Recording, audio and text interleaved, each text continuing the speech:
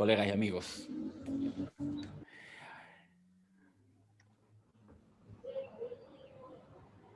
¿Y si nos quedamos un rato así, en silencio, como una acción de arte? A los Julito César. ¿Julio César hace eso?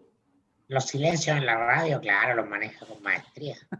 No, pero los silencios de Julio César es otra cosa. Eso... Sí, no, porque los silencios de Julio César además son muchas veces, que es parte de su gracia, muy irritante, porque además está entrevistando a alguien y después de interrumpirlo como 3 veces, se queda en silencio. Entonces el entrevistado ya no sabe. Y algún minuto ya se pone a hablar y lo vuelve a interrumpir. En la radio el silencio es un arte mayor. Sí. Sí, el arte de los grandes. El arte mayor. Tomás Muchetti empieza así como, entonces, silencio. 6 segundos. Claro, no lo sabía. Silencio. Es como un panenca, es como hacer un panenca en el fútbol. Es como hacer un panenca claro, en el penal. Exacto. Es verdad. Oye, es una buena metáfora. Llevamos 4 días prácticamente sin silencio porque tuvimos un seminario. Nunca habíamos hecho uno de 4 días. 4 días seguidos. Y fue 400 personas en el salón virtual y estuvo bueno, lo disfrutamos, parece. Estuvo bueno, sí. El primero ya con las leyes del poder en obra, o sistematizadas ahí en... Sí, pues. En duro. Claro, no, donde, carne. Sí, pues porque además donde el factor sorpresa desaparece, ahí está, bonito, bonito. El factor sorpresa desaparece y por lo tanto... Me ha llegado, no me ha llegado todavía. Atención. Qué horrible. Qué horrible. ¿Qué ley del padrino estaríamos desobedeciendo por eso? No, todas. Es una ofensa. Atención a todos los detalles, claro. Una humillación innecesaria. Sí, exacto. No es cuidar del propio mundo. No, todo. Ya. Oye, hay jugadas que logran violar todas las leyes. Claro. No entregarle a uno de los integrantes de la Cosa Nostra. Estábamos partiendo el seminario el miércoles pasado, y partiendo, y nos pilla lo del Capitolio. Todo lo del Capitolio, ya no sé por dónde partir. Pero fue una noticia igual de impacto mundial. Si tú lo miráis con un par de días de distancia, desinflada, porque bueno, fue lo que fue. Y porque efectivamente lo que sucede en torno a Trump, también su misma intensidad como personaje, a la larga se desinfla, esta cosa payasesca que también tiene. Ahora, asaltaron el Capitolio de los Estados Unidos, hubo 5 muertos en la talla, una de la mujer que muere es grabado en vivo, es una manifestante como cualquier otra, así como esas cuicas medias desatadas que vemos de repente así como manifestaciones pro Pinochet, tenía como ese perfil, ¡pum!, balazo, muerta. O sea, no es chiste. Era policía, era una soldado del ejército. El soldado del ejército. Era una señora del barrio alto. Ya. Si es que ahí el rojerío se pierde. El votante Trump es clase media baja. Haberlo hecho igual. Eres vaca, porque yo no estaba diciendo eso de fondo, quería hacer solamente una no, pero es que tú ves en Twitter, quería decir que era facha. Tú ves en Twitter y la gente del rojerío cree que los trampistas que asaltan el Capitolio son los 20 pelagatos del rechazo ahí en el golf.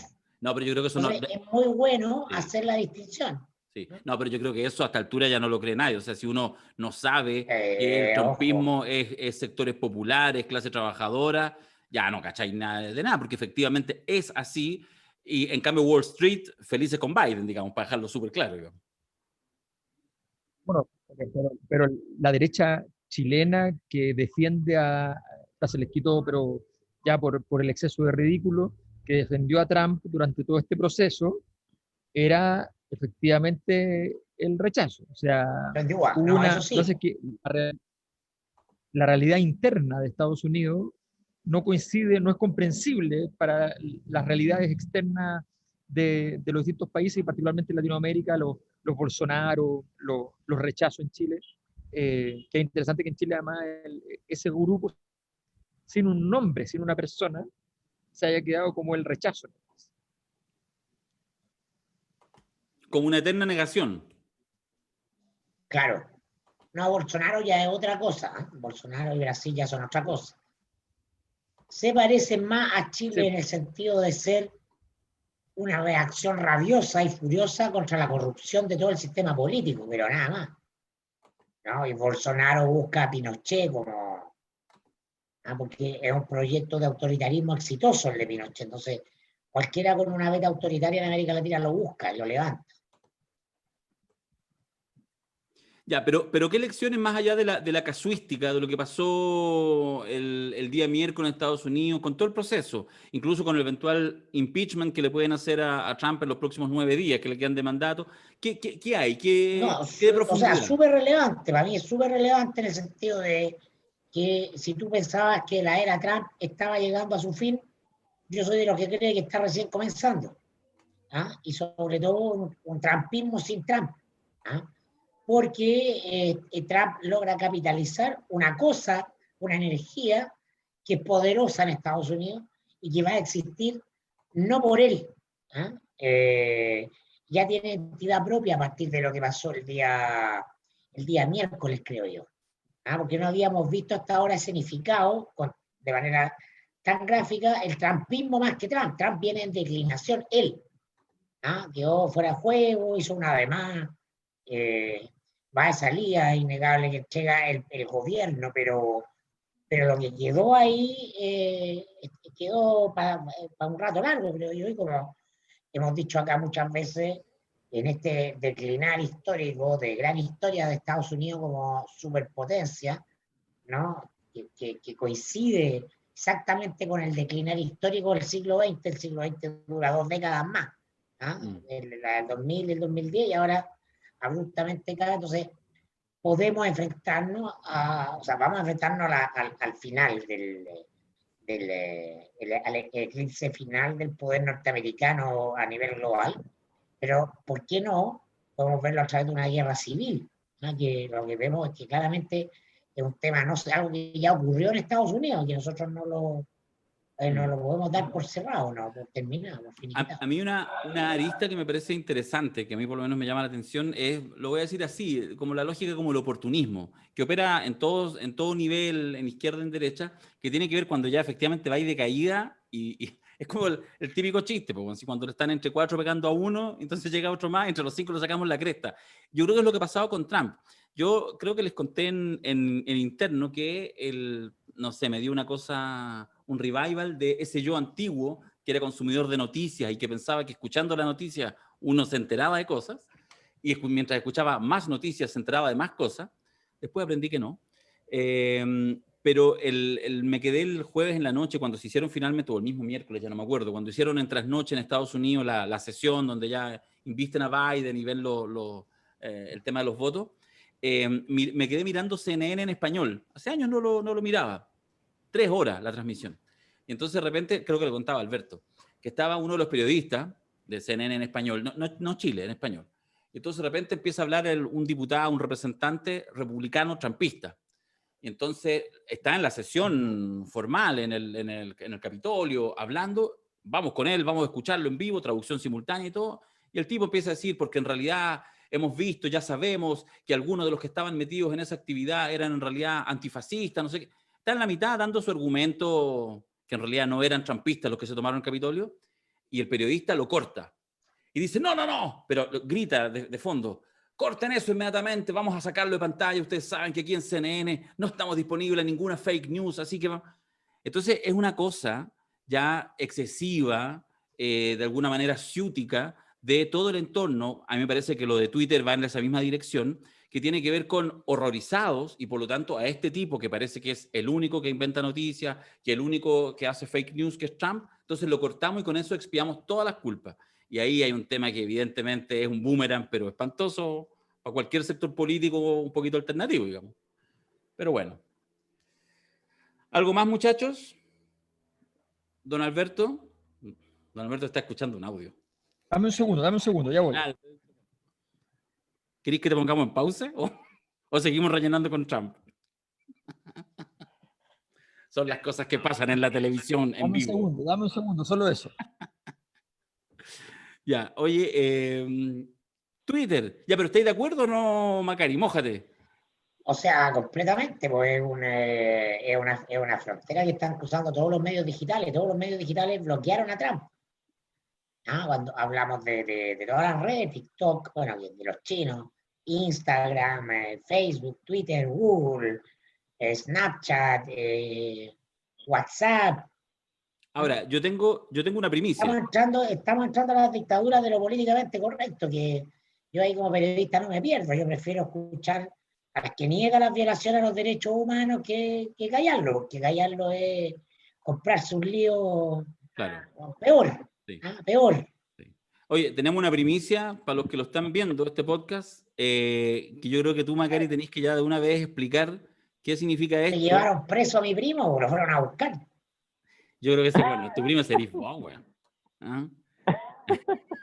Mi primo trampista se lo fueron a buscar. Tú perfectamente podrías hacer algo así en algún anonimato. Sí, obvio. El souvenir. El En souvenir. Twitter le pusieron Macari llevándose un souvenir El souvenir. del Capitolio. Oye, ahora quiero meter un poco la cuchara, sí. Lo que pasa es que me cambié al audio telefónico porque vi que se estaba trabando mucho la señal, entonces preferí cambiarme para allá. Y creo que se escucha bien, ¿no? Está perfecto. O sea, se te escucha parejito, se te escucha telefónico, pero se te escucha parejito, alguna gente va a alegar y no nos importa. Ok. Los alegados, entonces, los tenemos, hay un formulario para los alegados. Bueno, la cosa es que efectivamente lo que dice Mirko, yo creo que es bien importante el entender que en el fondo, vamos a decirlo en la jerga de la transición chilena, que Estados Unidos está en decadencia, evidentemente, está dejando de ser un imperio, evidentemente. Las dinámicas imperiales de Estados Unidos normalmente han sido más fuertes con los partidos demócratas que con los partidos republicanos, que siempre ha tenido una tendencia a ser un poquito más, meterse más en lo interno, ¿ya? Pero aún así da la impresión de que no hay manera de recuperar ese brío imperialista en ese contexto, y eso va a generar un país dividido en dos, entre un grupo de población que va a ser flagelante y otro grupo que va a ser complaciente, que va a decir, bueno, es lo que nos toca, igual estamos en una posición muy privilegiada en el mundo, vamos a compartir poder, ¿ya?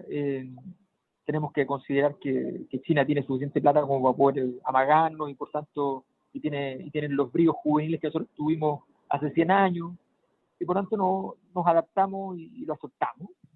Y están los que son flagelantes y dicen no puede ser, nosotros tenemos un ejército capaz de borrar del mapa a cualquier otro rival, tenemos las condiciones políticas, tenemos las armas de todo orden, tenemos la bolsa de comercio más fuerte, tenemos la única bolsa electrónica de gran tamaño, de gran fortaleza, tenemos todas las condiciones para poder ganar esta batalla y por lo tanto tenemos que jugárnosla. Ese jugárnosla, la verdad es que significaba más bien necesariamente una especie de guerra mundial. O sea, en este contexto, jugársela no había un término medio, ¿ya? Porque no tenías recursos para jugar con términos medios. Las guerras mundiales que vengan no van a ser iguales que las anteriores. Las guerras mundiales que vengan van a tener elementos militares objetivos, por supuesto, territoriales, por supuesto, pero fundamentalmente van a ser informática. O sea, informática asociada al trabajo territorial, pero sobre todo grandes golpes informáticos que desestabilicen las estructuras de funcionamiento de los países que fácilmente caerán. O sea, ustedes han visto que en los últimos 2 años en Chile la mayor parte de los bancos se nos pasa del día caído, ¿ya? Y la razón es súper simple y es obvia, y es que está lleno de hackers tratando de entrar y los tipos no saben cómo hacerlo.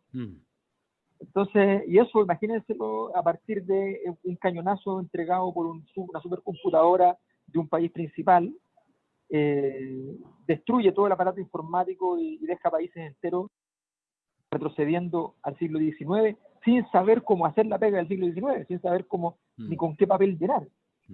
Entonces, eso es probablemente lo que vendría si hubiese un conflicto de esa naturaleza, que hasta el momento todos han tratado de evitarlo. Las razones por las cuales se ha tratado de evitar son siempre curiosas y sospechosas, porque en general las guerras para los países grandes tienen ventajas comparadas muy importantes y por tanto... Ahora, perdón Alberto, no sé si los rusos han tratado de evitarla. Al parecer los rusos la han estado diseñando, sí, y van una avanzada y la implementaron en la campaña del 2016 de Estados Unidos. En el caso ruso, es el único país que uno podría decir que está en eso, pero por ejemplo, los chinos tratan de evitarla, tiene sentido, porque ellos, así como van, ganan el partido simplemente por puntos, no necesitan ir a los golpes, y Estados Unidos, que técnicamente en realidad es el que más le convenía, no ha tenido la posibilidad, probablemente porque no están las condiciones políticas y culturales para eso, de ir a una guerra. Las guerras norteamericanas además están muy deslegitimadas fundamentalmente porque Estados Unidos se convirtió en un país donde la guerra es una guerra básicamente de personas a contrata, no es una guerra nacional propiamente tal. Ya eso se acabó prácticamente, y la mayor parte de los que están allí están porque requieren papeles o porque literalmente son empresas militares contratadas para que trabajen. Entonces, objetivamente la situación es una situación de mucha confusión, pero yo creo que, y esa es una dimensión, la dimensión de la solución, vamos a decirlo así, una palabra terrible para el caso, pero esa es la dimensión de la solución. La dimensión del problema, a ver, lo hemos dicho en los seminarios, más o menos 55 países han estallado en 3 años, casi un tercio de aquellas entidades que se pueden llamar países oficialmente. Eso, el 2011 fueron 45, 44 países, eso el 89 fueron 30 y algo, eso el 68 fueron 20 y algo, o sea, hemos ido creciendo la cantidad de países que se estallan juntos. Y es porque todas las variables que estamos viviendo, todas, entre las cuales están unas que se mencionan mucho, las redes sociales, la velocidad de las transformaciones, la tecnología, en fin, pero hay muchas otras que las hemos trabajado, efectivamente conducen a una situación disruptiva generalizada. Y por eso las consecuencias políticas de la invasión al Capitolio son limitadas, porque se entiende que es una disrupción. O sea, no marca una época, marca a fuego una anécdota increíble, pero la imagen más emblemática es más bien la del, digámoslo así, no es la imagen de los muertos, sino que es la imagen del tipo provisto de una onda incomprensiblemente extraña, pero incomprensiblemente poderosa e implacable, ¿ya? Que es capaz de llevarse entonces el estrado del Capitolio. El primo de Mirko. Eso es el primo de Mirko. Eso es lo más emblemático de la escena. No obstante, lo simbólico, lo importante que tiene todo esto, se pierde, porque en definitiva se entiende que es una situación disruptiva. Y por tanto, igual que el cabro chico que dejó la escoba en la casa, en un ataque disruptivo, en un síndrome disruptivo intensísimo en una ocasión determinada, se entiende que efectivamente eso no es la patología general, no es un problema en el sentido estricto, simplemente hay que ver cómo se maneja ese tipo de situaciones, pero en el fondo, el problema está en otro lugar. Y ese es el gran problema para esta sociedad. ¿Saben ustedes que todos los que fueron identificados como asaltantes del Capitolio perdieron su trabajo ipso facto? Fueron despedidos de su trabajo. Manchados con caca. Nadie los quiere tener cerca. Nadie. O sea, voy a decirlo así, ni Trump, me refiero en términos públicos, porque tuvo que de verdad hacerle una desconocida, que vale callampa y lo sabemos, y él sabrá rearticular ese amor, pero tuvo que hacer un pequeño pago que Trump no acostumbra hacer. A propósito, solo un comentario muy, muy corto para dejarlo nomás anunciado, que igual a mí nos deja en esta reflexión de poderes, de grandes poderes en pugna y de cambios epocales, que nosotros igual volvemos a analizar, voy a decirlo así, los estados-naciones, y hablamos de Rusia, Estados Unidos, de China, etcétera, pero todos sabemos y entendemos y hacemos también ese análisis que en realidad el suprapoder son las grandes corporaciones, muy invisibilizadas, de hecho sabemos de su existencia, algunas existen, entendemos que ahí opera el verdadero y profundo poder y entendemos que hay, por lo tanto, más relaciones con los estados-naciones, pero de alguna manera los actores principales son las reuniones de directorio y no las reuniones de gabinete. Entonces, pero también vuelve a haber poder en la gente. Hay un poder en la rebelión. Hay una brecha. Sí, yo creo que hay una fractura. Que había desaparecido de escena durante el apogeo de la época neoliberal.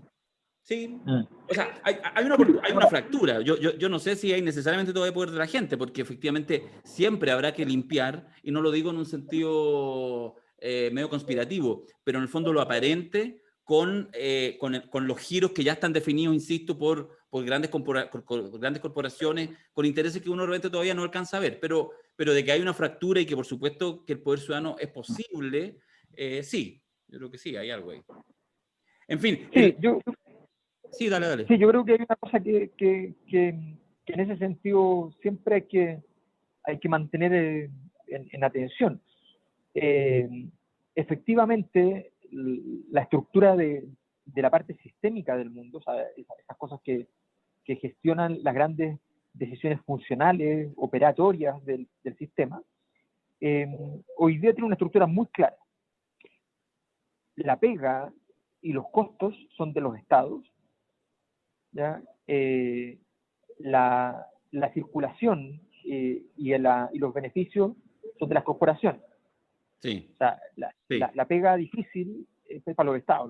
Las corporaciones se cambian de países y se mueven los trabajadores y el problema es del Estado. Sí. Las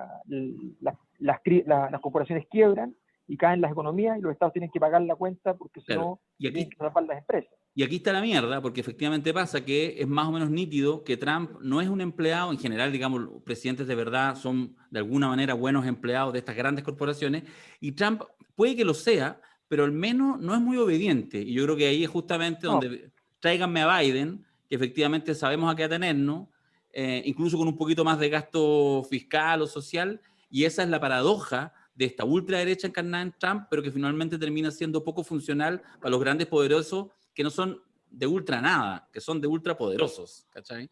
Es una trama bien compleja.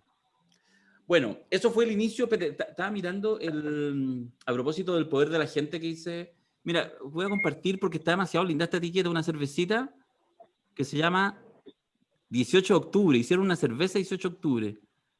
No. Mira, y aparece ahí Piñera, es que me estaba acordando del siguiente, es una calavera de nuestro seminario siguiente. Podríamos comprar esta cervecería porque se nota que es pequeñita. Eso me gusta, eso. Nos compramos la cervecería, estamos hablando el mismo idioma. Gulsari, nos gustó tu cerveza. Te la compro. ¿Cuántas? ¿Unos packs? No, la compañía. Eso. Eso es de Sí, está bien. Oye, solo decir para terminar, porque empezamos a hablar del tema de Estados Unidos porque coincidió con el inicio del seminario, solo decir que el seminario estuvo muy bueno, que felicitamos y agradecemos mucho a Fernando Paulsen, que lo hizo notable, a Sergio Jara, que junto con Mirko Macari hicieron una exposición que ha dado que hablar, que seguramente algunos van a tratar de clandestinamente conseguir por aquí y por allá, muy buena. ¿Jugaron un partidazo ahí? No, maravilloso, sí. Y decir que el final de la historia es que en los Padrino Awards, hay que recordarlo, hay que decirlo, la gente lo sabe porque está público, lo pueden ver, 3 candidatos, sin que nos pusiéramos de acuerdo, a Don Vito, las 3 mujeres y la ganadora, la Pati Muñoz, que sabemos que está emocionada con este premio, así que le hacemos el reconocimiento público. Felicitaciones para nuestra Pati, que es la gran Vito Corleone del 2020. Del 2020. Así que empiecen ya a hacer méritos para este 2021, todas y todos. Oye, ¿ustedes han ido a alguna misa clandestina o no? ¿Se han dado la paz? Como los viejos cristianos hacían las catacumbas en la época del Imperio Romano.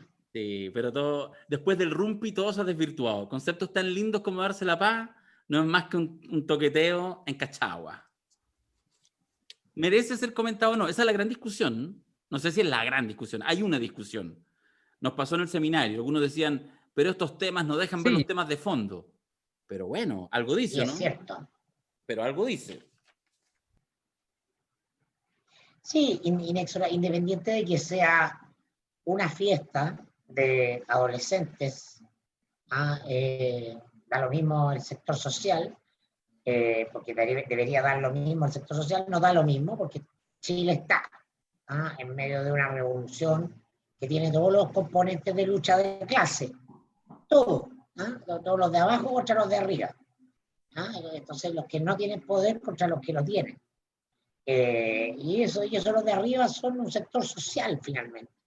Entonces, claro, uno podría decir no es importante, pero te viene a remarcar que el clima de fondo, el inconsciente del colectivo está, entonces, un hecho tan menor pasa a ser la noticia de 2 o 3 días en los matinales por sobre temas como la Araucanía u otros. Entonces, no es importante en sí mismo, sí es importante porque la reacción denota que estamos en un límite de tolerancia con los poderosos de siempre, Sí. que malamente lo encarnan, por mucho que sean hijos son cabros nomás, no dan lo mismo. Sí, claro. Lo que pasa es que son cabros que uno entiende que después van a dirigir los destinos del país. Es un poco la historia que se repite. Bueno, lo que se está jugando es que no lo hagan, pues No, eso, sí, eso es lo que va a pasar, que ya no va a ser más así. Eso se va a romper. Antes, Alberto, de darte el pase, déjame hacer una cosa, porque hay una idea que uno puede decir dos conclusiones en sentido absolutamente contrario. A mí me parece que ambas son ciertas y eso es lo que lo hace interesante. Conclusión número 1, del rojerío, como diría el amigo Macari. Conclusión número 1, claro, y uno lo vio, sobre todo en las primeras horas. Claro, esto, ahí no ponen las caras en los medios de comunicación, en los noticieros, etcétera, pero cuando la fiesta se hizo en Calama, se hizo con haitianos en Maipú, no sé qué, ahí están las cámaras. Déjame terminar. Darío, sí, pero quiero aprovechar para decir, siempre ha sido así. Sí, de acuerdo. No, por supuesto. No, Eso. por supuesto. Lo interesante es que efectivamente entonces hay una queja que ya se empieza a hacer visible, ¿ya? Y se hace visible y se dice, la sacan baratas esto, mientras los pobres la sacan caro. Pero con el correr de las horas y de la mano de esta misma queja, lo que sucede, y eso es muy interesante para las propias tesis que Mirko, que tú planteas permanentemente, que son esta idea del desplome, que esta idea de los medios de comunicación y su inefectividad, pasa que a las pocas horas las redes sociales y la realidad que los propios ciudadanos comentan supera lo de los noticiarios. Hoy en día, efectivamente, no la sacaron peor los haitianos de la fiesta de Maipú que aparecieron sus rostros visibles en televisión. La pasan peor los Pablo Insunza, los Pancho Correa, los Isi Reineque, los Tere Tagle, porque todo Chile, casi sin excepción, conoce sus nombres, porque efectivamente basta una filtración de WhatsApp y el poder de las redes para que queden finalmente más expuestos a la larga en esta vuelta que si hubieran aparecido en el noticiero central de TVN a las 9 de la noche. Y eso me parece que es súper interesante, porque son dos conclusiones en un sentido contrario, y nos habla, por supuesto, del desplome de las élites, ejemplos que ya veníamos viendo, y cómo se desgrana el choclo dentro de las propias élites. Eso quería nomás hacer notar. Sí, es que, a ver, bueno, hay muchas cosas. Una, a mí me parece, y seguramente ya muchas de las personas que han participado en los seminarios se han dado cuenta que hay casos que a mí me parecen particularmente relevantes, que no son en realidad relevantes, pero que son elementos fundamentales para poder perseguir la comprensión de un fenómeno.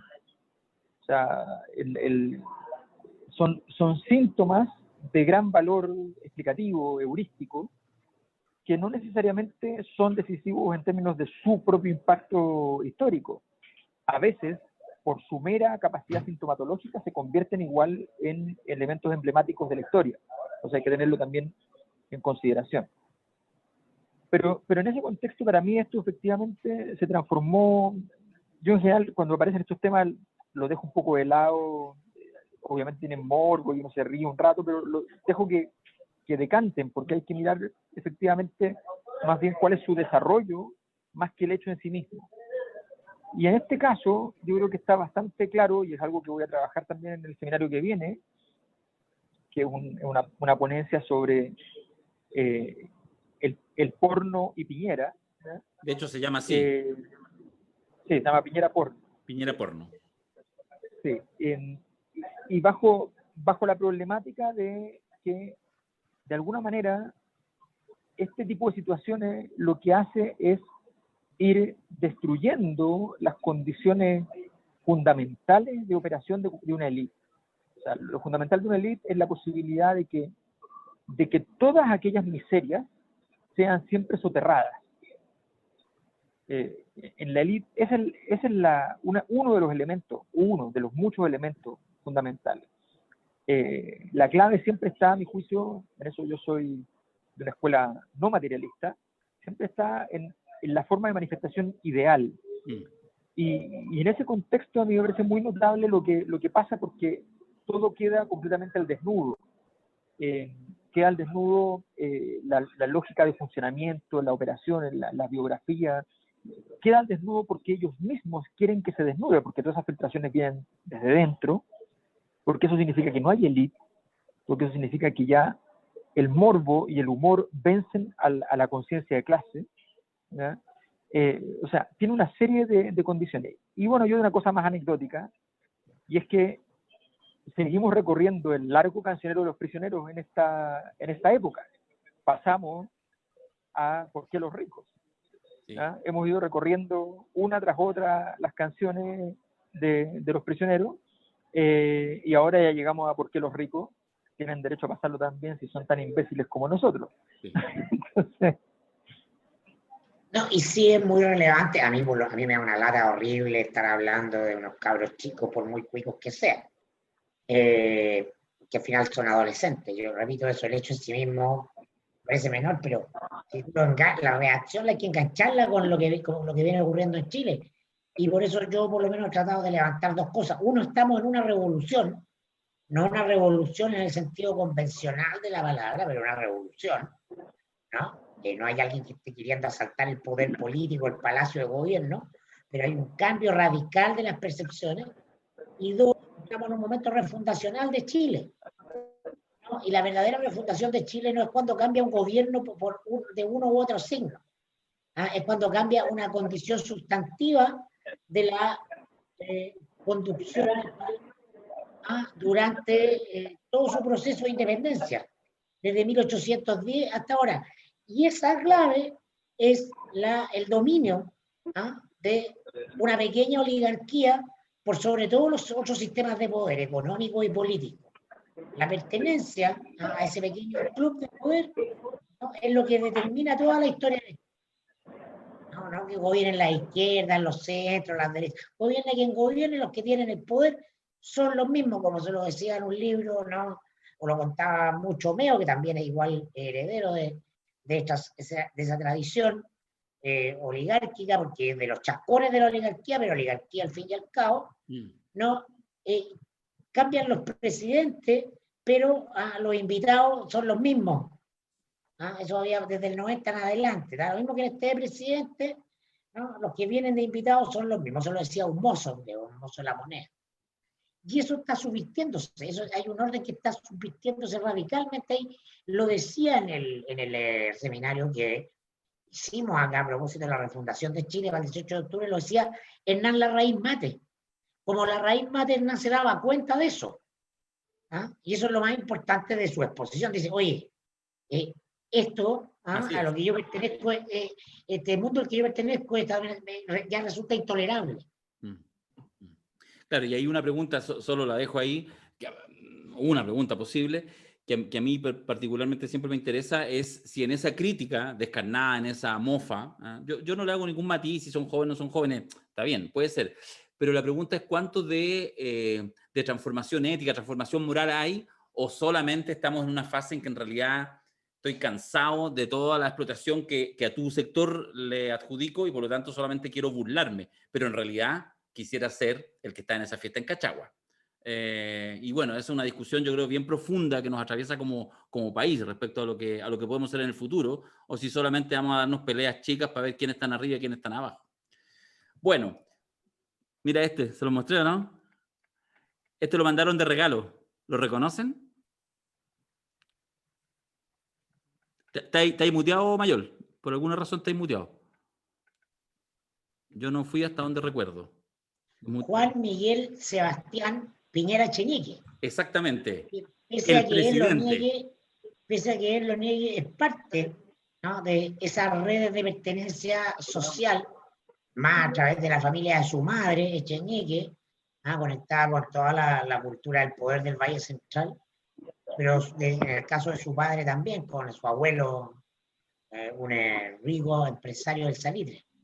Ayer yo lo miraba a los rico empresario el abuelo Piñero, que tuvo el buen gusto de cuando se hizo rico, a los 44 años dejó de trabajar, y solo se dedicó a leer. Eso sí, esa gente es respetable.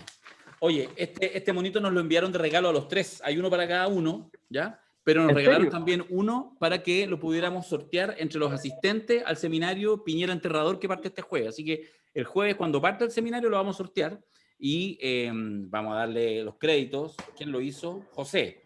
José lo hizo y tiene una pyme que se llama El Aduanazo, ¿ya? Y está en YouTube, no sé qué cosa, no, está en Instagram, debe estar. El aduanazo. Parece un proyecto de Carlos Saúl Menem.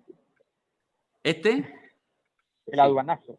Ah, el aduanazo, sí, correcto, sí. Yo anoche lo miraba a los ojos y decía, ¿qué puedo hacer para que Mirko no me haga bullying? Y me decía, está ahí cagado.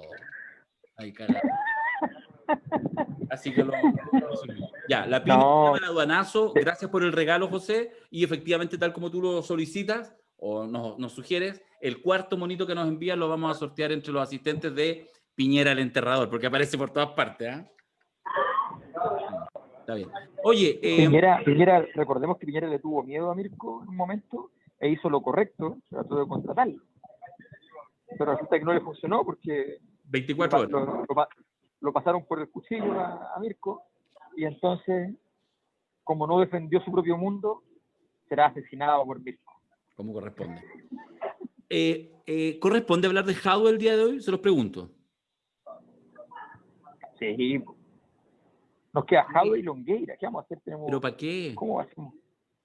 ¿Y si no? ¿Y si terminamos al tiro el podcast?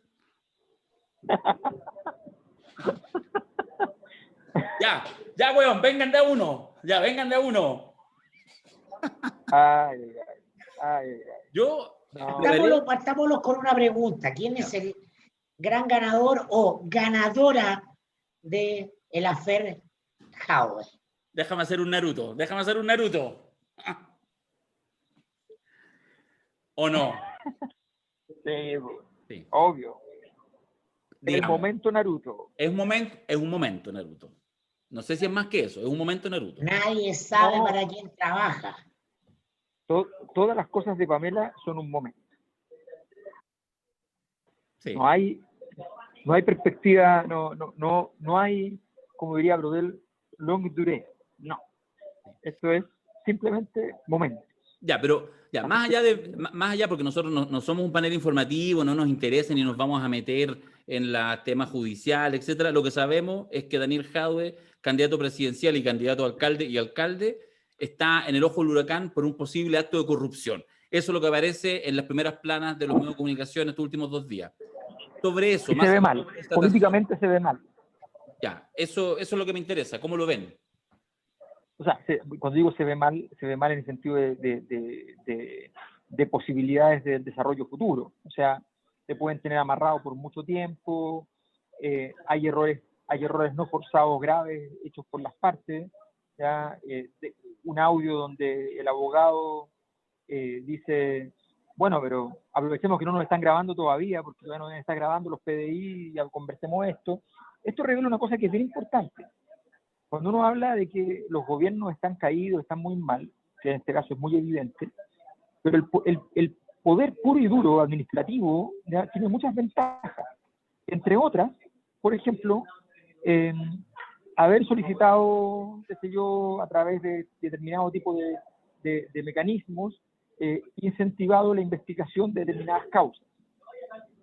Y dentro de esas causas, entonces, aparecen las necesidades de estar investigando fuertemente por un periodo largo de tiempo a ciertas personas a quienes hay que guardarle ese material. Sí. La operación parte con, antes de que aparezca esto en la tercera, aparecen señales. Por el mismo mundo aparecen en ex-ante, con Bofil, ¿ya? Empiezan a aparecer algunas señales en el sistema político, empiezan los rumores de que tienen ahí cercado a Jadwe, y todavía el animal siempre corcovea y dice, yo todavía estoy firme, todavía me puedo mover, todavía no me tienen agarrado, y de repente aparece entonces esta conversación que es compleja, porque da cuenta tiene que empezar a Daniel Jadwe a hacer argumentos que son muy lejanos, muy ajenos a lo que tienen que hacer. O sea, no vamos a descubrir la pólvora cuando decimos que un candidato de izquierda tiene menos probabilidad de sobrevivir a una situación como esta que un candidato de derecha. Y por tanto, cuando a él se le ve diciendo, oye, pero, a ver, la donación que nos hicieron es legal. ¿Ya? Y los tiempos están marcados claramente desde el punto de vista de que no hay ninguna ilegalidad en la situación. En fin, cuando empieza a jugar ese juego, empieza a jugar un juego que sabemos que ya está hablando judicialmente. Y cuando te pones a hablar judicialmente, te puedes transformar en Marco Enrique Minami, que tienes que terminar entonces jugando el juego que te marcan los otros. Es muy complicada la situación de Jadwe. Lo pillaron adelantado, cometió errores. Yo no tengo idea si hay o no hay un caso. Lo que sí sé es que se preocupó poco de cuidar que eso no trasuntara mucho más. Está trabajando con un abogado que es un abogado que antes ya ha estado metido con causas que son complicadas, yo la verdad es que lo conozco personalmente, desde hace muchos años, y siempre andaba en estos márgenes políticos, en estos lugares así como secundarios, con búsquedas de... Entonces, son personajes que siempre están metiéndose en muchos recovecos, y obviamente consiguen cosas, pero tal como consiguen cosas, no tienen la consistencia. Voy a poner un ejemplo que para Daniel Jadwe es muy claro, digamos. O sea, no es conversar con Telier. Telier puede tener muchos defectos, pero es una roca que avanza muy poquitito, pero en la misma posición y se mueve poco y no genera caos. Entonces, hay un problema porque Daniel Jadwe, si esto le está pasando es porque no se da cuenta o no se ha dado cuenta o no se dio cuenta a tiempo y tal vez se dio cuenta tarde que está jugando en primera división y que el mundo es distinto en primera división, que tal vez jugadores buenos hay muchos también en segunda, pero primera división exige centímetro a centímetro otro tipo de comportamiento, y eso es muy jodido. Yo creo que tiene un futuro bien complicado, porque obviamente la izquierda va a cerrar filas con él, van a estar muy felices de cerrar filas, pero aquí el punto de fondo son los votos blandos, la gente normal. Macari se sonríe y se sonríe. Bueno, dijimos tantas veces, ¿no?, que era Vincenzo. Hemos hablado tanto sobre el poder acá, ¿no?, y las características de los personajes para mí. Nunca hemos dicho que es Vito Corleone, pues, eso es lo que estamos viendo. No es Vito Corleone. Quiero entregar una perspectiva. Si tú te vas a meter a la política, necesitas plata. Si nadie está diciendo que Jadwe se enriqueció él. Pero imaginemos que simplemente hubieron sobreprecios a cambio de donaciones para hacer política en Recoleta. Una cuestión que uno podría entender que muchas veces ocurre en política, porque político pobre político. No lo podemos condenar desde el punto de vista de la moral del poder, porque está haciendo lo correcto, pero no tiene defensa desde el punto de vista de cómo se presenta ante el gran público, ¿no?, en un momento de alta sensibilidad de temas de corrupción, y sobre todo cuando el mismo votante de izquierda está hipersensibilizado frente a esto. Y eso es lo que le pasa a Marco, ¿no? Es cuestión que no le importa al votante de derecha. Tú sabes eso. Sabes que si vas a jugar a la presidencial van a venir por ti. ¿No? Tú sabes eso. Entonces, por eso es muy importante la estrategia, lo que Alberto recalca mucho en los seminarios, no solo la táctica. No, hice varias cosas bien, me fue bien en la encuesta, me lanzo. Estrategia es todo, justamente, que es comprender esto. Entonces, lo peor que podía hacer es dar vueltas en la cancha como ese jugador brasileño, ¿cómo se llamaba? Que tú lo tocabas y rodaba todo Neymar. Neymar, el gran Neymar. El foul, la derecha. Te esperabas, sin llorar. Tenés que tener plan B, tenés que tener contraataque. No, ¿está muerto Jadwe? No está muerto, pero perdió la posición. Jadwe es un ofensivo. Creció en la encuesta a la ofensiva. ¿Qué ofensiva? La ofensiva nada más ni nada menos que contra Sebastián Piñera. Él y su abogado, este señor, ¿no?, están querellándose, son los primeros que se querellan contra Piñera por los manejos truchos de cifras de contagiados y muertos en la pandemia.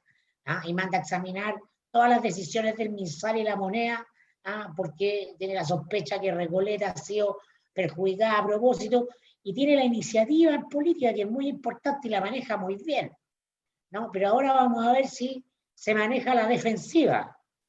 Ahora tiene que estar en el otro rol, ya pierde fuerza el caso contra Piñera. ¿Ah? ¿Por qué? Porque es llevado por Jadwe y este abogado aparentemente trucho. Ahora, contrata a Sabás Chaguán, buena jugada, punto, bien jugado, todo en la colonia, el diario La Colonia Árabe, el diario La Tercera de Sayé, ¿no? El candidato de la colonia, Jadwe, ¿no? El ex fiscal de la colonia, estas cosas en el poder importan. Por Se supuesto. podría decir, pero mijo, ¿qué tiene que ver eso? El poder Oye, importa. yo quiero entregar, mira, quiero agarrar eso último que lo tenía aquí, quiero entregar una perspectiva distinta que no anula nada de lo que han señalado, porque probablemente sea cierto, incluso como un devenir. Y habrá que mirar, y eso para eso hay que dejar que pase un poco el tiempo, si este fue el punto, si el punto más alto de Daniel Jadwe ya pasó hace un par de semanas atrás y ahora lo que viene es una bajada muy pronunciada o quizás más lenta, pero que efectivamente le pierda pisada a Pamela Giles y que eventualmente después la tensión, porque eso yo creo que es importante, un poco lo que señala Alberto, se disipe de donde está él y se vaya, por ejemplo, a la competencia a la derecha, cosa que también es importante, ni siquiera tiene que ver solo con que se vaya a una candidatura del mismo sector, sino que la energía, la atención pública se instale en otro lugar. Eso es posible.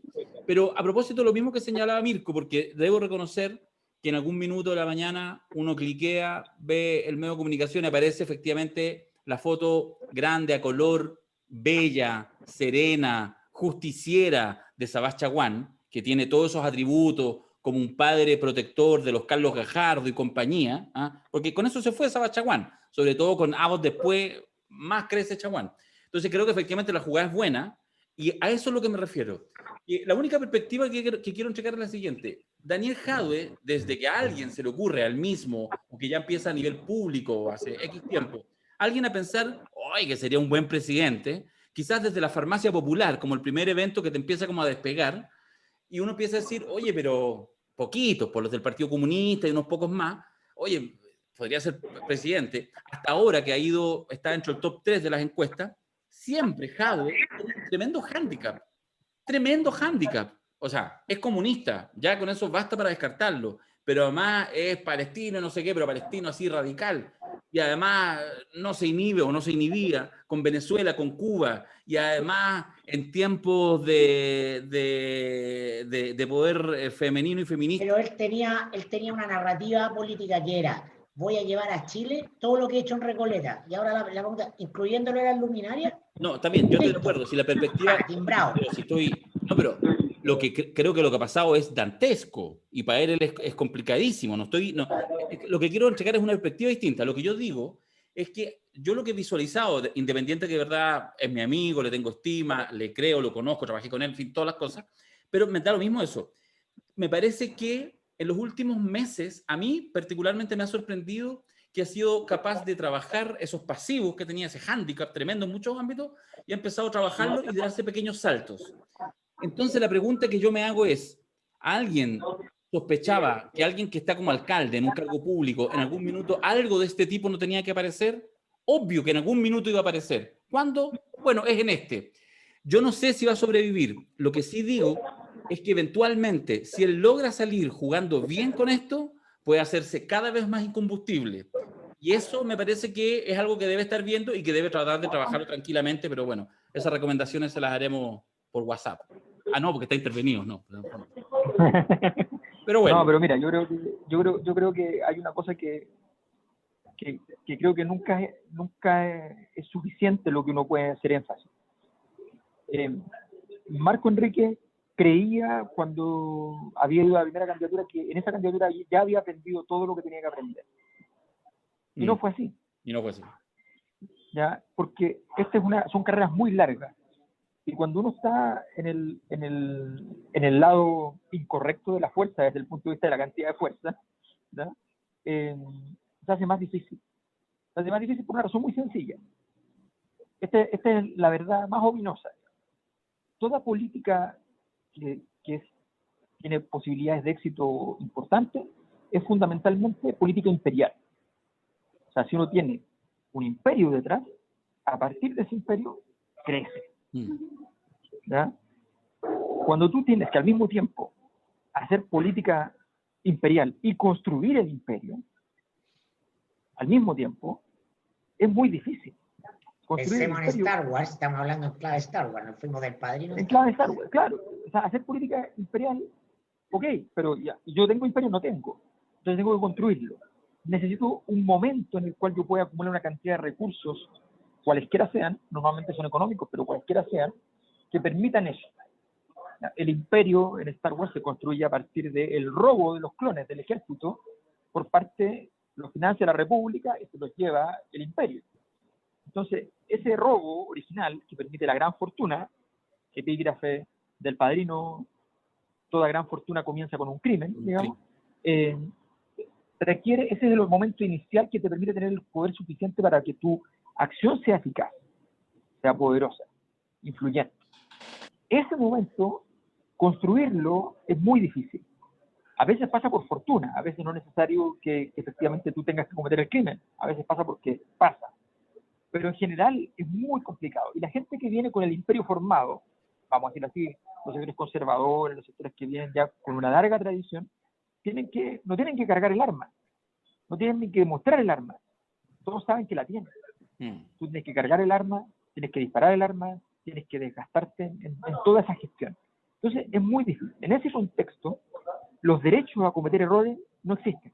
Y ese es el gran problema. ¿Ya? Colomita puede cometer 60 errores. De hecho, yo creo que comete uno por hora. ¿Ya? Pero Colomita está parado en el lugar correcto para efectos de su carrera. No va a ser presidente, pero para efectos de su carrera. ¿Ya? Jadwe tiene una habilidad enorme, efectivamente un gran jugador, pero sencillamente esto no es como el fútbol que te ponen en la cancha y estamos todos en igualdad de condiciones y a ver cómo nos va. No, aquí la cancha tiene unos bordes y unos pedazos que no tienen nada que ver, no es la misma cancha para todos. Y ese juego, y aquí simplemente hay que darle felicitaciones, porque a Cristian Bofill, yo no sé no sé cuánto tuvo que ver con este caso, no estoy hablando del caso en sí mismo, estoy hablando de la visión, que yo creo que él trabaja muy bien. O sea, es un gran periodista de trinchera. Sí. Y no hay que perderse. Cristian Bofill, yo me acuerdo que hace un tiempo atrás, a mí, como a mucha gente seguramente, me llama por teléfono un periodista y me dice, oye, se va a formar un medio nuevo y estamos haciendo varias notas previas para poder tener información y estamos acumulando material, etc. Entonces me dice, más que nada te quiero contar sobre el Frente Amplio, qué sé yo, todo en off, para conversar un poco, qué sabes tú, qué sé yo, ordenar un poco mi cabeza. Yo le dije, mira, yo la verdad es que no me puedo mover a ninguna parte, tendré que venir para esta zona, qué sé yo. No, yo voy donde quieras, a la hora que quieras, todo en condiciones, como corresponde, ¿no? Y llegó. Y obviamente había hecho lo mismo con mucha gente, ¿ya? Entonces, y de repente estamos hablando y me pregunta por Jadwe. Y yo le dije, no, sí, yo no conozco. Sí. Ay, ¿cómo lo conocí? No, porque somos compañeros de la universidad, de hecho. Y ahí fue como que se olvidó de todo. O sea, se nota que era presa fundamental. Y todo era tratar de saber cosas de Jadwe. ¿Entiendes? O sea, eso es ese trabajo invisible, previo, antes de cualquier ataque. Ex ante. Sin haber sacado probablemente nada de eso, nunca se va a publicar, nunca se va a usar, nada. Ese trabajo previo, ¿ya? Acumulado, el archivo grande del personaje, completito, sus reacciones, sus incapacidades, sus capacidades, todo eso es algo que es muy importante. Y la pregunta es súper simple, y aquí viene la gran pregunta para los sectores de izquierda. ¿Hacen esa pega? ¿Sí o no? ¿Hacen esa pega? ¿Sí o no? O sea, nunca la han hecho y nunca la van a hacer, porque no tienen voluntad de poder. Creo que confunden el poder con ganar una elección. A ver, esa pega, conocemos gente que la hace, efectivamente. O sea, la Alematu, gran parte de esa pega la hace, pero cosas simples. O sea, tú dices, ok, está todo el relato de los nombres de los chicos que estaban en la fiesta, ¿ya? Alguien se dio la pega de agarrar y decir, por ejemplo, el mundo periodístico de izquierda que vendría a ser el equivalente a Bofill, agarrar y decir, ya, ok, este es tanto, este es primo, sobrino, esto de tal y tal, este es tanto, ¿ya? O sea, esa pega, ¿ya? Que transforma algo que en principio es una molestia genérica, ¿ya? Imprecisa, vaga, se transforma de pronto en una cosa, en una bomba, en una cosa gigantesca, dura, potente, que estalla. Esa pega, y ahí está el camino y el camino o sea, hubo un momento que el gobierno de Piñera tenía interceptados todos los teléfonos de todas partes. O sea, eso ya, porque ya fue ridículo, tan ridículo que yo hablé con varios dirigentes sociales que habían llamado directo a La Moneda, ¿ya? Para decir, oye, ya, pero basta, o sea, ¿qué les pasa? ¿Qué necesitan? ¿Que les dé la bitácora para dónde voy? Yo se las doy. O sea, no tengo problema, ni uno. O sea, yo colaboro en lo que necesiten, pero no me jodan, porque no, el teléfono ya no me funciona, tengo el desastre, ¿ya? Tengo un tipo que me persigue por todo el... Estamos hablando. Oye, referido a eso, solo un comentario chico, que cuando de repente alguna gente dice, ya, pero debe estar quizás pensando en este rato, diciendo, ya, pero igual lo que le están haciendo a Jadwe es una operación, obvio, pero no es solo Jadwe, o sea, un poco todo lo que hemos hablado eso es parte de las condiciones de borde. Evidentemente te van a tratar de buscar los calzoncillos, y van a tratar de La noticia es que las operaciones resultan, las operaciones te golpean en los votos. Obvio. Si no, no se harían. Y ojo, que ahí hay una gran lección, que esto es interesante, porque Pamela Giles tiene muchos defectos a mi juicio en términos políticos, pero en estas cosas es prolija. ¿Ya? Es muy buena. Y es muy interesante porque ella, en el mismo instante que está pasando esto, va y mete un proyecto diciendo, quiero que todas las personas que vayan a ser constituyentes, ¿ya? Y vayan a ser en el futuro funcionarios parlamentarios, en fin, tengan que tener el test de drogas pasado. ¿Ya? Y mete un tema de probidad, de limpieza, de pureza, en medio de la mesa. ¿Ya? Entonces, es muy astuta en esa jugada, en un momento como este, donde ella apuesta a que le pueden decir muchas cosas. Esa es una agenda José Antonio Cast. Sí, pues. Último tema les sugiero para conversar, si es que les parece algunos minutos. Dile a los de la mesa al lado mayor que están gritando mucho, que tiene que ver con que hoy 11 de enero, y me acordé con se inscribieron los migrantes. ¿Ah? Los migrantes. Los migrantes. Huevón. Después la gente cree que lo hablamos en serio. ¡Ah, funao! Oye, por favor, Alberto, tú no. Ya suficientes pasivos tenemos con otros integrantes de la Cosa Nostra. Y no, lo que falta es que nos fueran a los tres. Oye, hoy 11 de enero se están inscribiendo ya estas últimas horas las últimas listas para la Convención Constituyente. Digo, cositas que pasaron, como que, por ejemplo, efectivamente va la lista de la derecha toda unida, incluyendo Kast, igual foto ahí con los presidentes de la UDI, de Renovación Nacional, de Evópoli y José Antonio Kast, ¿eh? Y una fila interminable de listas independientes, apolíticas, amorales, a no sé qué cosa, las oposiciones como en 3 listas, en fin. Todo ese proceso de la constituyente que se nos olvida rato, pero que hoy marca un primer evento, un primer hecho significativo respecto a lo que será el 11 de abril. ¿Algo que comentar? ¿Alguna energía? ¿Algo? ¿Los cuestionamientos? ¿Algo o no? Esperemos que decante. Hay que ver los nombres que son aceptados finalmente, cuántos van en partido como independientes en partido versus cuántos van como en listas de independientes, y ahí hay que ver los balances y todo. No hay información suficiente aún para sacar conclusiones. No, yo creo que lo único que se puede decir de momento efectivamente son cosas muy genéricas, pero hay una que a mi juicio es muy importante. Es evidente a mi juicio que se dio una situación donde ninguno de los dos sectores logra hacer política completa. Me explico. La política es la mitad, es la capacidad de construir una liturgia que construya grupo, que construya sociedad, que construya población, y la otra mitad es la capacidad operativa de hacer poder propiamente tal. ¿Ya? Esas dos cosas juntas hacen lo que uno llama la política. ¿Ya? Y aquí lo que pasó fue que la derecha se fue por la dimensión operativa completa, la izquierda se quedó en una bacanal ritualista. O sea, esto fue una bacanal ritualista que comenzó y terminó con inscribirse de candidato, no con ser convencional, no con ganar la elección, sino que con inscribirse de candidato. Eso es lo único que importaba, ¿ya? Y fue un orgasmo total, ¿ya? Para esos grupos, que fue el momento en que ya se termina. A mí me contaban que como gran cosa, momento ritual así emblemático, en el distrito 10, ¿ya? Habían llegado a una lista de consenso entre distintos movimientos sociales, ¿ya? Habían sacado varios nombres bien importantes, ¿ya? Y quedaba la última disputa, ¿ya? El capitán Harvey, ¿ya? Que venía con las acciones al alza muy fuertemente, Okay. ¿ya? Y por otro lado Pablo Sepúlveda Allende.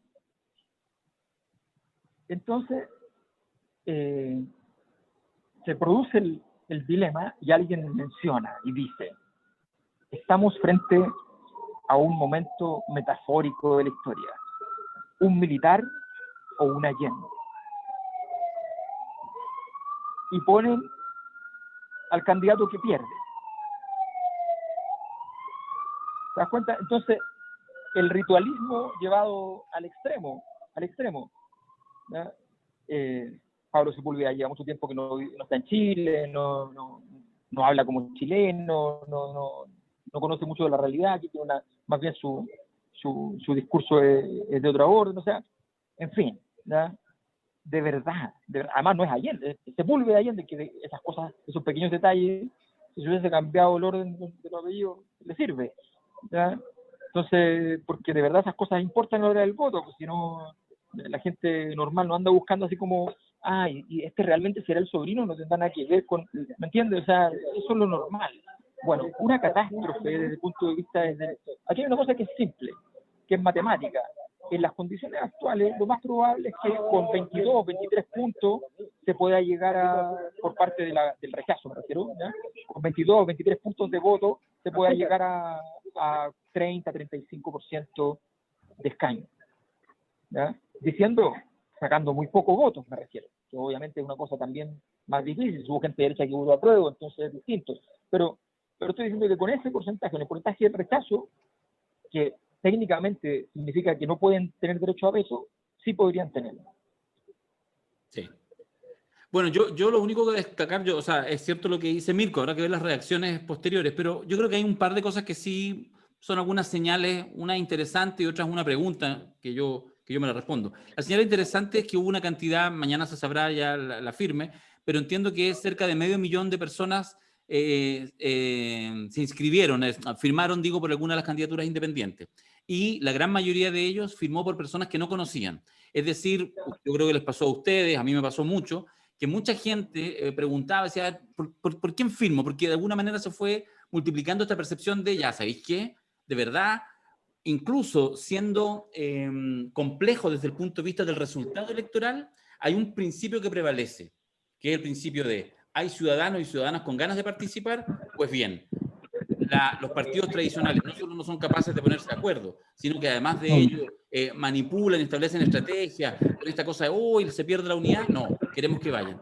Que haya 500.000 de personas en estos tiempos, en estos mundos, que efectivamente se meta con clave única para firmar por alguien que en su gran mayoría no conocen, creo que es una buena señal de que se puede recuperar y se puede transformar, se puede politizar la energía de participación que dejó el 18 de octubre en un proceso interesante. Y lo segundo, que quizás más adelante lo elaboraré más, tiene que ver con mi absoluta convicción de que hay que pararlo con los llantos y que paren, sobre todo los partidos políticos, con el llanterío de la falta de unidad y con efectivamente lo que tú señalas que es cierto.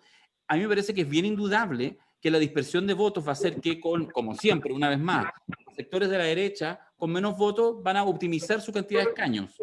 Primero, es bastante obvio que la derecha vaya toda unida porque están rodeados. Por lo tanto, es obvio que se reúnan, tal como hace 70 años atrás surgían los frentes antifascistas y esas cosas donde todos se unen contra un mal común. Bueno, en este caso es obvio.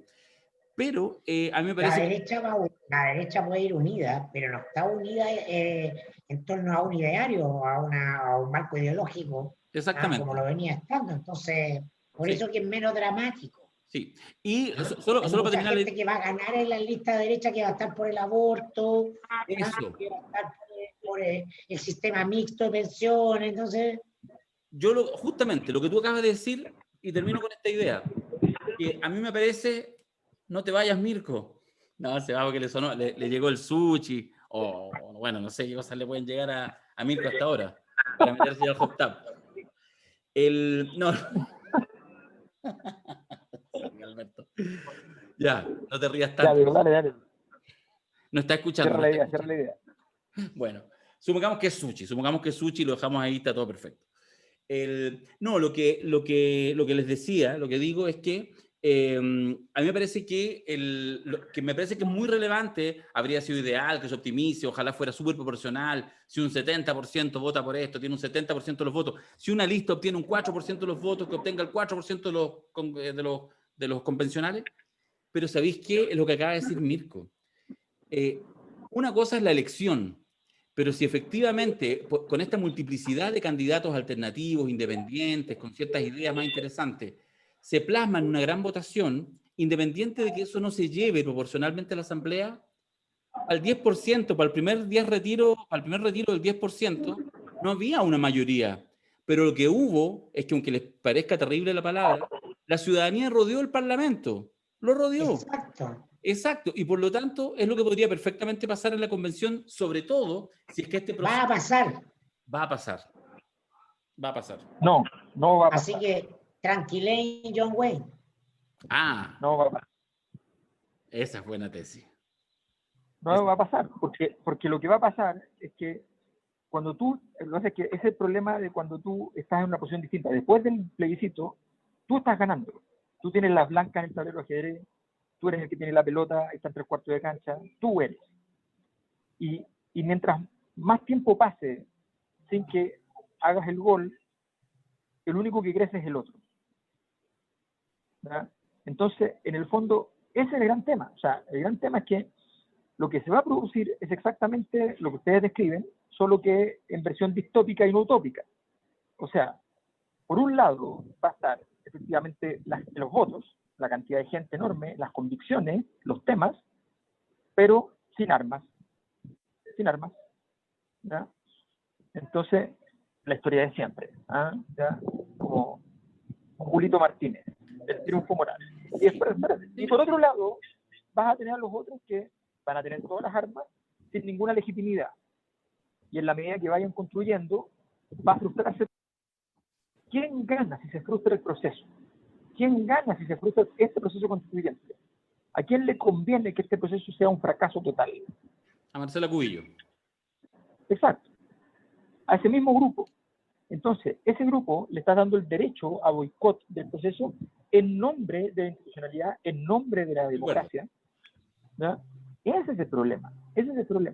Entonces, está bien, yo encuentro, insisto, la energía movilizada es una energía extraordinaria, es mágica, es fantástica, es democrática, pero esa energía, si no llega a puerto, se transforma normalmente en lo contrario, porque sencillamente viene nuevamente la frustración, el desánimo, la sensación de vacío, y bueno, y viene lo que viene después siempre. Eso es de acuerdo. Una condición que yo insisto, estamos de acuerdo en todo, solo que sí. El final es distinto. Pero, ¿sabéis qué? Solo un apunte muy, muy breve. Ojo, entiendo que lo hice más amplio que eso, porque uno podría pensar que las armas son la cantidad, el porcentaje de delegados que eliges. Es decir, tengo la mayoría para imponer mis temas. Te pongo un solo ejemplo. Lo apuesto, doble o sencillo, anótelo en el Excel. Por ejemplo, el agua. El tema de la propiedad del agua en la próxima Constitución. ¿Cómo quede definido? Si es un bien público, si es, como dice nuestra amiga Amaya Alves, que efectivamente le da incluso hasta un sentido jurídico como persona, digamos, no como persona, lo dije mal, bueno, pero que efectivamente hay una mirada compleja. Yo estoy convencido que no importa, mira lo radical que digo, que no importa la cantidad de delegados que elija cada o cual sector, el agua en la próxima Constitución va a tener suficiente resguardo para que sea un bien de uso público, que tenga prioridad para el consumo humano, etcétera, etcétera. No me podría imaginar que, independiente cuál sea la elección, cómo le va a Chile Vamos, cómo optimiza sus delegados, eso sea distinto. Y si no es por la mayoría, por el convencimiento, creo que efectivamente esta idea, no agresiva, no violenta, pero de rodeo de la sociedad, a mí me parece que no debiera perder, al menos en temas esenciales. Eso es lo que vamos a ver, eso es lo que vamos a ver. Esa es la gran apuesta. Le apostaremos duro, Darío. Estoy con Darío en que la ola es incontenible, ¿no? Y que la generación que lidera el estallido social no va a dejar pasar, por la razón o la fuerza, las cuestiones que son las ideas madres del siglo que viene, como lo del agua. Como lo del agua. Y tantas otras. Yo los voy a dejar así porque la gente ama el optimismo de ustedes, así que yo no les voy a arruinar la fiesta de este día lunes. Es cierto, es cierto. Amor para nosotros. Nuestro público ama el optimismo. Así que...